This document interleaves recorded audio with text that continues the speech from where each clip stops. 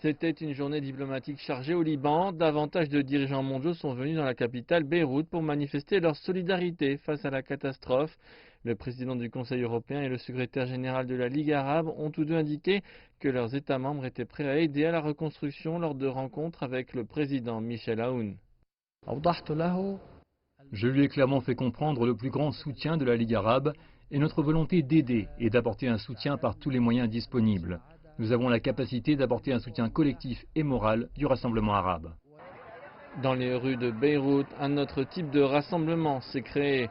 Des milliers de personnes se sont rendues sur la place des martyrs de la ville pour une manifestation massive contre leurs dirigeants. Suite à l'explosion meurtrière du port, ils réclament la démission de l'ensemble du gouvernement, du président Aoun aux parlementaires.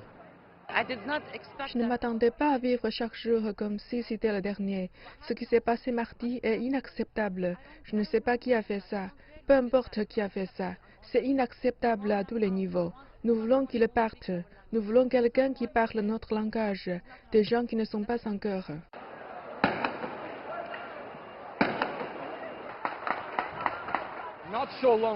Peu de temps après les rassemblements, les protestations sont devenues violentes. De la fumée a rempli l'air de Beyrouth alors que les manifestants s'emportaient.